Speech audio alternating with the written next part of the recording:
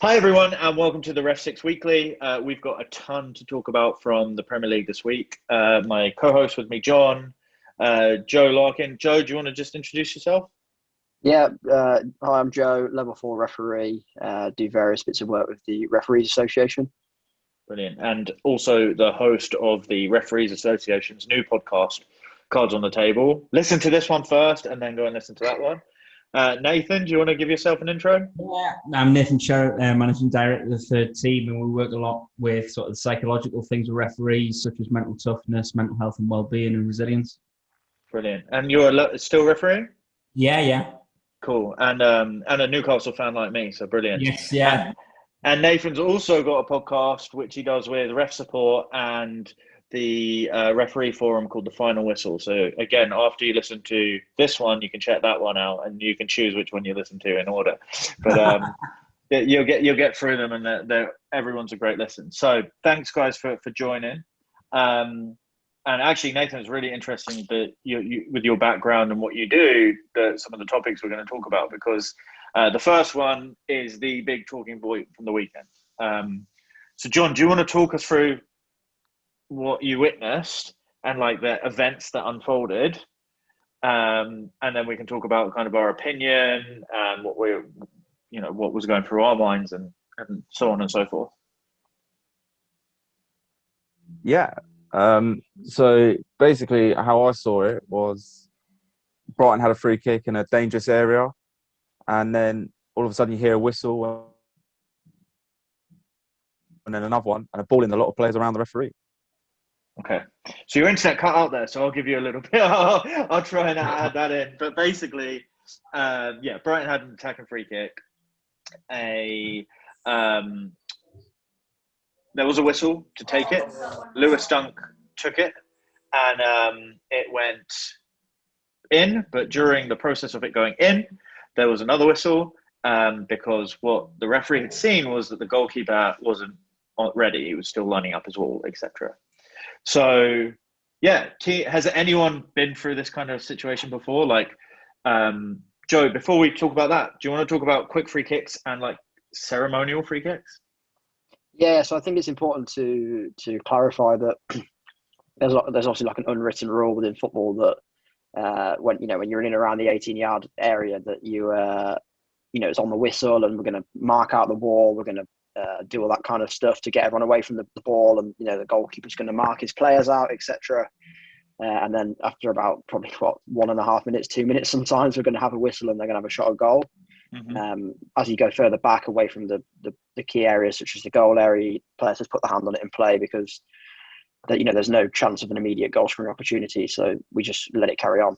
So that's generally speaking when you'll have what you class as a ceremonial or just a generic free kick. Mm-hmm. So the process is blow the whistle, you get there, you're going to mark out your 10 yards, come back, kind of wait for everyone to be ready, and then you're going to take the free kick, right? Yeah. So Nathan, what about quick free kicks? Like, when is it okay for a quick free kick to be taken around the box? Well, I suppose if it's not really going to be a case of encroachment, is it? That's the big thing. I think you've got to be sure that you've got the distance, because you don't want to end up in a situation where somebody's smashing a ball off a defensive player, and then you end up with a situation where players are wanting cards for delaying that, and all sorts of problems like that, because you just create more management issues, I think, for yourself. Mm-hmm. Yeah, no, brilliant. I think for me, the only time a quick free kick, John, do you agree with this? Like, if I'm not there and they've taken it, that's legitimate, I think. As soon as I get in and around there, the vicinity of this free kick, I think that's when everyone's expecting that, pointing to the whistle to let the goalkeeper know it's going to be on the whistle, etc. Yeah? Cool. Yeah, I agree. So in terms of this incident, so let's play it back. So it was a clear ceremonial free kick. Lee Mason's marked out the walls, come back and blown the whistle because Lewis Dunk said, I want to take it. So he's blown the whistle. This is what we've analysed. We don't know for sure, but it seems pretty much this way. And then during that process, as Lewis Dunk's taken the kick, Lee Mason's realised, the goalkeeper's still on the post, the ball's gone in the back of the net, let's quickly blow the whistle and stop. Because basically, I think it's clear to point out that sometimes people make mistakes, and he's obviously lost a little bit of concentration and focus for a split second or two, and given it. So what would you do in those situations? Like, how can you prevent yourself doing that? How does that not arise in your game? So, John, do you want to go? Yeah, for me, if I'm standing on the ball, it's a big indication for me to prepare myself for what's happening. That's my breathing space. That's my thinking time. And I know you probably shouldn't do this, but I always check that the keeper's at least moving away from his wall, so that I sort of know that he's ready. So then if I do blow the whistle, I've said, look, you've already sorted your wall out. You're now messing around in the middle of the goal. Yeah, we've had that time. That's, I have a process that with free kicks that I tend to go through. And as long as I keep to that process, I'm usually all right. And the same with penalties, right? When I'm given a penalty, my first thing is ball on the spot, tell the player, wait for my whistle. I go to the goal line, tell the keeper, assistant's watching the goal line, stay on it. Go to the edge of the box, point at the box, and tell them, I'm watching you, and then I'll blow my whistle. And in my head, like, it's just a process now that I go through, and I'll feel wrong. I'll feel like I haven't done it right if I haven't done all those steps. So I guess in terms of ceremonial free kick, Joe, do you want to go through it again in terms of what your process is for all of those things? So I love giving little checklists out on this podcast so people know, okay, cool, I can take that away, and that's something I can potentially put into my game. So that's my penalty checklist. What's your ceremonial free kick checklist? So I think, first of all, you're given the free kick. Next thing to identify is, are you going to caution or dismiss any players, any discipline that you need to deal with? Once you've done that part of it, so that's obviously the original incident, you'll normally get a player that will try and stand on the ball from the defending team because they are wary of the quick free kick situation. At that point, I would reassure said player or players that, you can step away. I'm going to come and mark you out for a wall in a minute. And it's on the whistle, so that diffuses that situation. At this point, I'm still stood on the ball where we're going to be taking the free kick from. So the player behind me is probably placing the ball, or players. I'm letting them know, look, it's on the whistle. And then at that point, I'm going to mark out the 9.15. By the time you've marked them out, you're going to come back, take up your position for the taking of the free kick. You're probably going to do a little scan left and right, in your peripheral, see what's around. At which point, when the key is when you're happy with the situation, you blow the whistle for the game to restart. And that, for me, is the ideal free kick situation. Yeah, because as the referee, you remain in control of that situation all the way through, which is the main thing. Yeah, I'm going to go into detail a little bit here. When you're walking the wall out, are you looking at the wall? Like, how does that piece? Because that can look messy, right? If you walk backwards, you walk into you move forward, or how do you do that? So what I normally do is, obviously, when I said before around telling the players that it's on the whistle, I'm going to mark you out. I'll just say, look, guys, you don't need to stand by the ball because I'm going to mark you out anyway. So just take some steps back. And then depends on what sort of game it is. I might say walk with me, and they'll walk back with me, or I might say, guys, back here. If it's a decent distance, or I've seen it quite a lot actually, where the players are sometimes 11 to 12 yards away, and you have to bring them forward. Just leave them there. So it's the that's one part of it, and if you want to go into real detail, obviously you've got the whole. Depending on which side of the area the free kick is on, you're going to mark the wall out, starting on one side or starting on the other, because then you can come and take your position. So, for example, if the free kick's on the left, you're going to mark the wall out on the left-hand side, then come across them, and then come back out here. So basically, you're not crossing over yourself. But that's getting probably too technical for this particular incident. But no. The only other thing that I'll add that I do is when I'm placing the ball down with the person who's going to take the kick, because I know I'm going to have my back to that ball, I'll just point over to my assistant and say, he'll tell me if he moves it.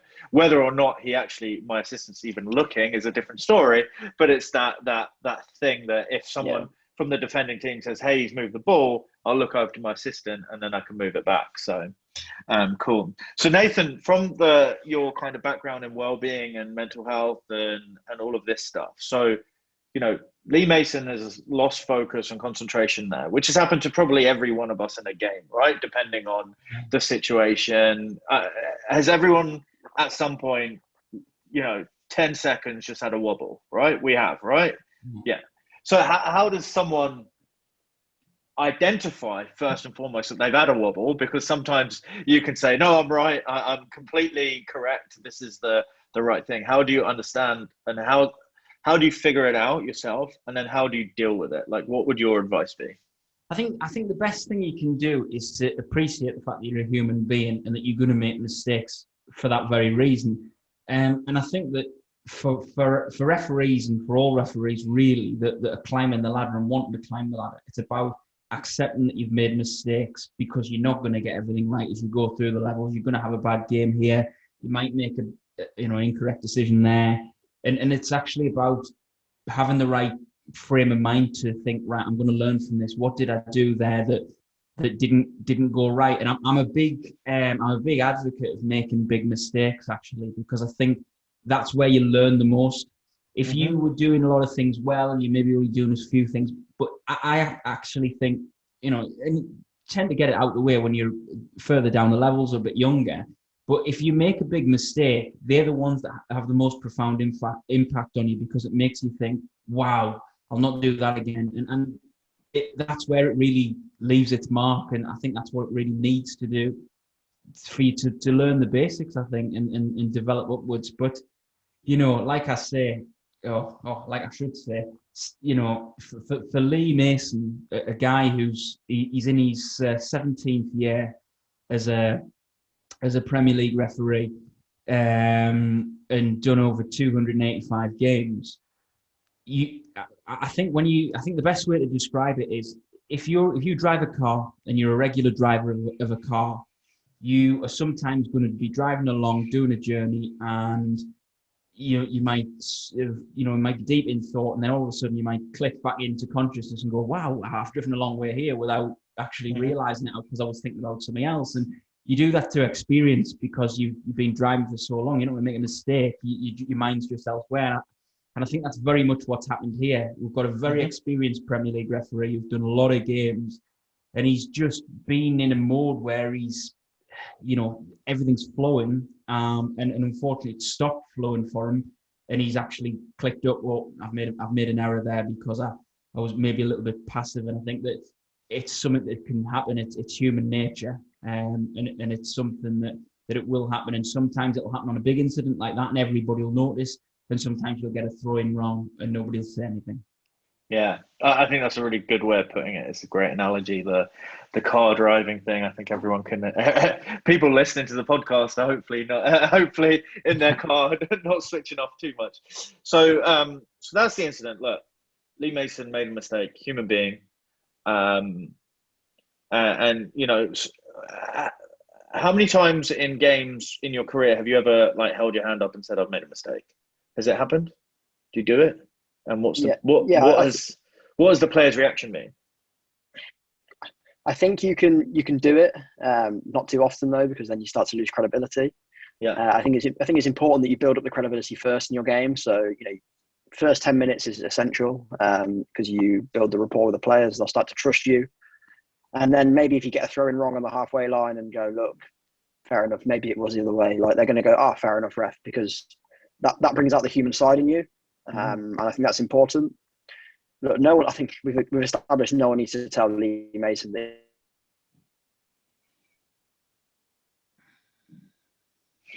He's cut out now, so let's see if he gets his internet back. No matter.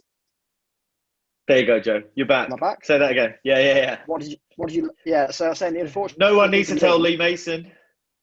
Yeah, that he's made a mistake there. Like you say, he's done 17 years in the Premier League, but I think the unfortunate thing for Lee in that situation is obviously it's led to a goal, or it hasn't in the end. But that situation, the moment he hits the whistle for the first time, no matter his actions after that moment, he can't please both parties. Yeah. Because he's either going to disallow a goal for Brighton and they're going to feel wronged, or he's going to allow a goal for Brighton and West Brom are going to feel wronged. So either way, the talking point on Match of the Day on Saturday night is going to be the same. So I feel for him in that aspect. And I think, we were speaking earlier on today around how perhaps when a goalkeeper or a centre-back makes a heavy touch, quite often the next action they do will lead to a free kick, red card, penalty, another major incident, because they're trying to rectify the earlier mistake that they've made. And that's probably what's happened with the double whistle by Lee, is that he's realised what he's done and he's trying to rectify it, but he's probably complicated it even further. Yeah, definitely. And I think people will look to the previous Lewis Dunk quick free kick against Liverpool, which is kind of very similar and different at the same time. But they're really interesting. So I just want to point out a couple of things. What I hate about being a referee, but it's the thing that we know about it. We get into it for this reason. Well, not for this reason, but we should know that we have to be thick-skinned. Is the fact that Brighton missed 2 penalties in the game, and for some reason Lee Mason's mistake was highlighted way more than Danny Welbeck's and Pascal Gross, which is crazy. I just want to point out that something really rare happened where Danny Welbeck hits the post, it comes back to him, and he's double touched the penalty. And Lee Mason correctly has identified that, sometimes, using Nathan's analogy on penalties, when I go through my checklist, you can switch off. You're just waiting, is it a goal or not? And you're not thinking about, oh no, is there going to be an offside? Is there going to be a double touch? All of this stuff. You're not actually thinking about that. You're just expecting the ball to go in the back of the net. So it's key to be switched on even in those situations where 5% of the time something may happen, or even less. I think it's important to note as well that when I watched that game on Saturday afternoon, obviously there's nothing better to do than watch West Brom v Brighton at the moment.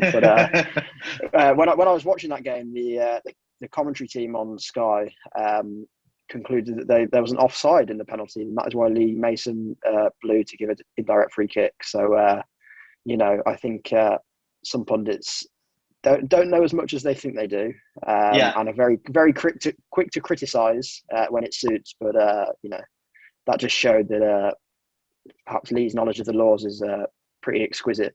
99% of the time. So I think, Nathan, you mentioned that obviously Lee Mason's career and history. Do you think the amount of games that the referees are going through right now is having a factor in terms of mental fatigue? Because it seems like every week, 2 a week, or is this normal?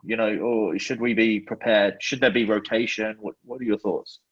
Well, yeah, look, I think at the end of the day, it's very difficult for referees in a normal season over the Christmas period, because what they will historically this has been the case, that what they will find is that they're maybe spending a lot more nights out on the road in hotels and things like that, because they're going from one end of the country to another. And I think that, that's a big problem for obviously Michael Oliver, who lives sort of north of Newcastle, when he's got to go down to Brighton, for example, or Southampton or something like that, and it's a big problem. But now, in the last 2 seasons, we've got the added, challenge of having to go to Stockley Park, which is another travel consideration, another travel commitment.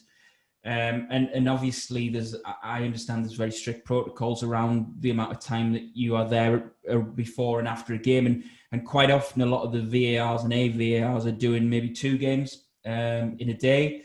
And obviously at the moment we've got staggered fixtures from, 12:30 on a Saturday to the last game kicking off at whatever it is, 7:15, 7:30, 8 o'clock.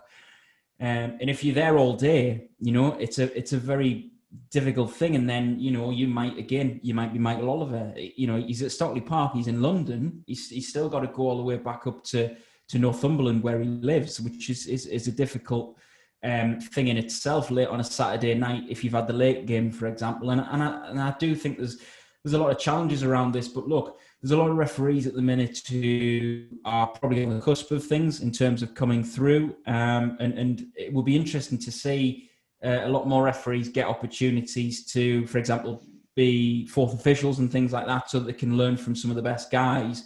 And then maybe towards the end of the season, when there's games that don't have as much riding on them, you could potentially maybe give a little bit of a rest, because I know that that's when opportunities do come, and in cup competitions for referees who they might think have promised to get to the next level.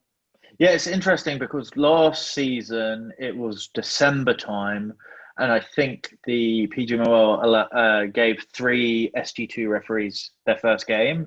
Yeah. It's February, March now, and it's not happened. So I wonder if either the experiences last year has changed things, because normally it is the back end of the season. You're right, but really excited to see some of the referees in the SG2 come up and get their opportunity. People will be annoyed if we don't talk about the Man U Chelsea incident with the handball and the penalty call or no call. And John, correct me if I'm wrong, but Stuart Atwell didn't give it, but was informed to look at it through VAR and still didn't give it, correct? Yeah, that's correct. Yeah. So basically there was the ball was kind of bouncing and you had Greenwood and Callum Hudson-Odoi, edge of the box. The ball was kind of in the air. They're both kind of jostling to get it, and it hits the outstretched arm of Callum Hudson-Odoi in what I would say is just running in motion. But yeah, keen to hear your thoughts, because obviously Stuart Atwell said no. He then VAR said yes, and then Stuart Atwell said no again. So really keen to hear your thoughts, because to me, yeah, I'm not gonna bias you guys with my opinion just yet. So Nathan, do you wanna?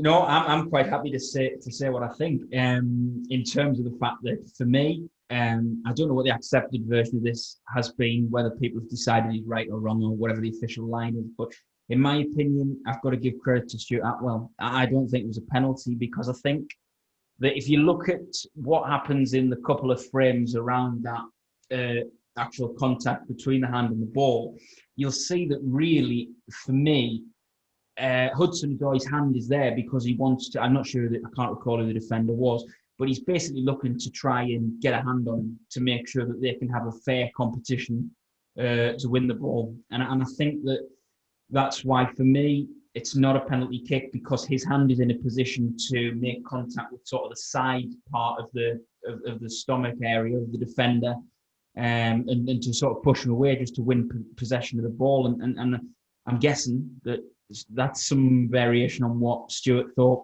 in the moment when he looked back on it. But I'm happy to back him and say that I think he made the correct decision, whether that's controversial or not.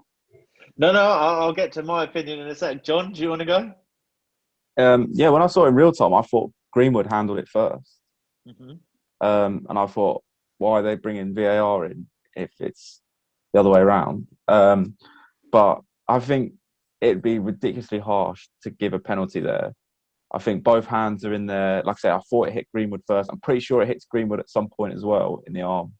So where do you draw the line there? Who does it hit first? And so yeah, I back a no penalty as well. Cool. Go on, Joe.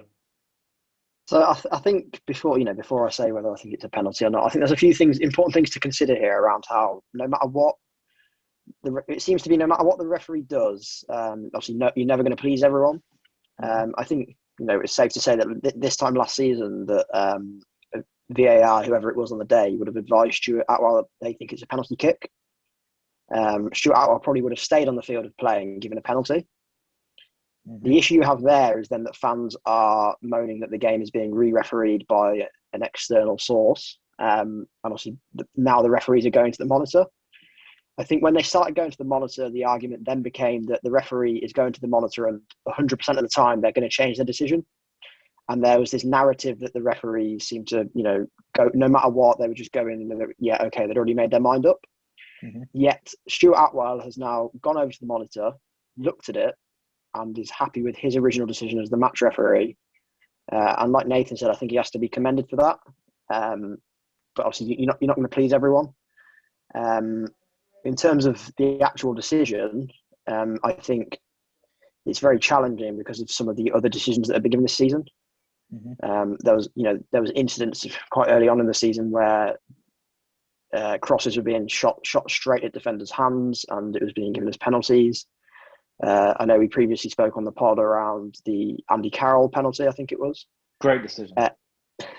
It's about one of the only points you got this season. So, but I think that will always, if I put the hat on of a football fan, there's clearly an issue here of, does anyone actually know what a penalty kick is at the moment? And I don't think anyone does.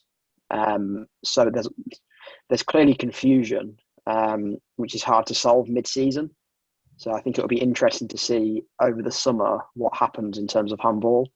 I was listening to the BBC Football Daily podcast. It was the Monday Night Club, and one of the suggestions from, I think, one of the journalists was, is there an option in the future whereby, maybe it is handball, but it shouldn't be a penalty? Maybe it's a free kick in the box, that there are some elements of incidents that can happen in a box that don't warrant a penalty. But then which I like the idea of. It gives referees even more things to think about, which is difficult. But then he went on to say, well, there was a challenge where the play happened on the line. Maybe that shouldn't be a penalty, but then that's ridiculous. Then all of a sudden we're making the penalty area smaller. It doesn't make sense. But I think IFAB have got a job to do this summer, clearing it up. The interesting thing is with handball, I think people took away deliberate, because, hey, referees can't determine if there was deliberate, action or not, right? Because you can't read someone else's mind. But we still have deliberate action on, like, the Dogzo thing, where if it's a yellow, so there is deliberate, there is the judgment from a referee on deliberate, if the player's been deliberate or not. So I personally would like to see it revert back to referees kind of make it, a lot of the handballs that have happened over the last couple of years, in my opinion as a fan, aren't handballs.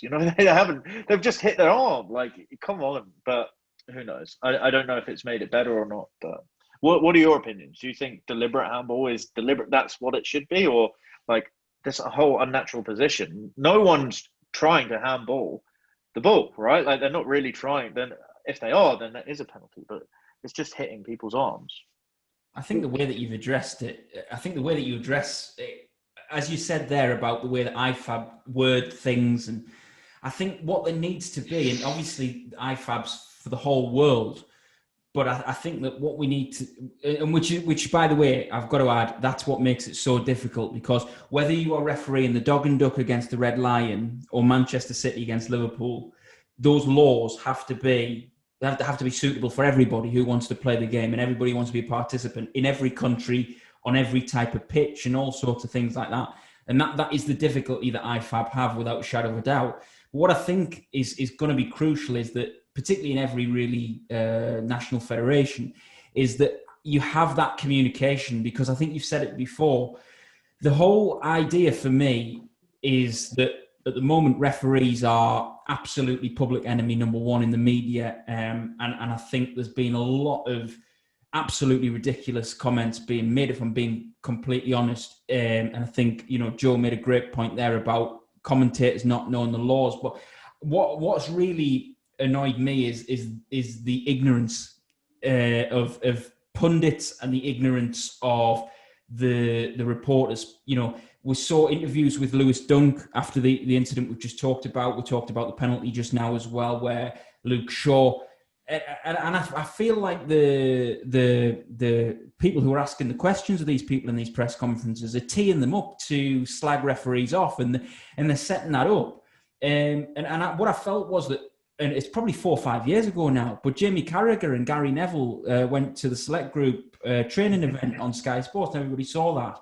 And I think that what you've seen with Neville and Carragher in particular is that they have a much greater appreciation of the difficulty of the job that we do at all levels, because of that experience that they had. And so I think things like that there needs to be more of, because it'll stop so much scandal in the media. But I also think that, the social media side of it is they take these sound bites. Graham Souness made a sound bite saying, well, there's absolutely no reason. It's absolutely clear why we didn't have a representative at the 2018 World Cup. But he let the facts get in the way a good story there, because the fact is quite clear. Mark Clattenburg would have gone. He decided to move on to a new opportunity, and there was no opportunity for us to get another referee into the programme. And that's exactly why it was. It had nothing to do with ability or nothing to do with that kind of thing. So that's why I think communication particularly from IFAB on laws and the positions that referees finding themselves in, is going to be the key for us to getting out there, because I think it's going to make a lot of problems for us guys when we go out on the parks at the end of this month, beginning of April, because the feeling towards referees at the moment is a really negative one, and it's definitely going to make our job a lot more difficult. I couldn't agree more. There's some interesting points there.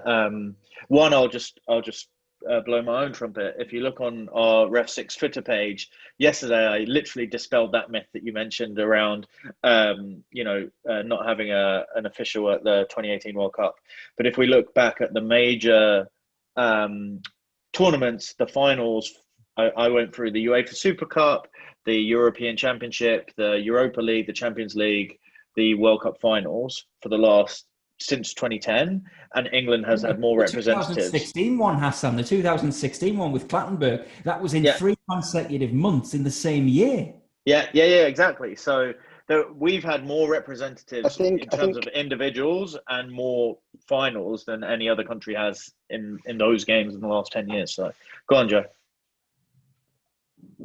Am I right in thinking as well? I think at the 2016 World Cup we had 2 referee teams out there, because I feel like Clattenburg had a team and the there was Euros. another English. I feel like we were the only country to have 2 teams. Yeah, it was the Euros. I think that's one of the first. I think it was Clattenburg. Martin Atkinson was the other one. Yeah. And but in terms of just on the social media point that Nathan made, I think it's important. I'm sure you've all seen that Lee Mason has come off his game this weekend, and he came off his 4th official duties at Sheffield United on Sunday because of injury. Now, to anyone who watched the game on Saturday at West Brom, it was clear with 10, 15 minutes to go that Lee Mason was struggling. He had a visible limp, or he was clearly not running freely. There was clearly something up with him, but he carried on throughout the game. I feel like if a referee in the Premier League came off injured and had to be replaced any other match day, it wouldn't be covered by Sky Sports or the BBC. But there's a big page on Sky Sports, Premier League, Sky Sports Football. Lee Mason withdraws from not even refereeing, 4th official duties at Sheffield United due to injury after controversial performance in the West Brom game. Exactly. Whilst they're not clearly stating that they feel, what's happened, there's clear insinuation that he has come off the game because of the game before, and not because he's actually injured. But so I'm going to throw out a spanner here even more so is, do you think it would have been an even bigger story if Lee came off with 15 minutes to go based on what happened previously? Do you think he's said in his own mind, let me get through this game, rather than making it even bigger story by him coming off with 15 minutes to go? It's very possible, right? Yeah. He can't win. He can't win in that situation, and no matter what he does, the media will create the narrative that Lee Mason is shying away from his responsibilities, I feel. And that they are fueling the hatred towards referees, as Nathan said, and it's creating a very dangerous narrative at the moment. Yeah, well, it absolutely is. And I just think that, obviously what Joe said there about that headline, I just feel like at the moment, as I said, we're in a real position of it's us versus them, and it shouldn't be like that, because we're all part of the same game. We all love the same game. And that's why I really don't understand why they're throwing referees under the bus at the moment, because it's not just Sky Sports. Obviously the players are doing it as well. With Luke Shaw's comments, he's relaying a private conversation between the players on the pitch and the referee in a which you just wouldn't do. You just wouldn't. Which was stated to be misquoted the next day. They backtracked on it, which is interesting. So it gets on to my last kind of topic, and we've only got a few more minutes, so let's speed through it. But live audio of referees. So referees have communication kits. It is actually when VAR is in process, the commentators can actually hear into the conversations, but it's not broadcast out. Good idea, bad idea? John? I feel like if they did it like the NFL, then it'd be a great idea. Do you know what I mean? Like, they have their own personal conversations, and then when it's time to release what the reason is, they put themselves on loudspeaker and say, this is the reason. there's no reason why that couldn't happen. All the referees can talk and be like, yeah, we've come to this conclusion, and then, right, okay, we can now release it to the crowd. Interesting. Because in cricket and in rugby, they actually do it live, the whole decision-making process, which is different.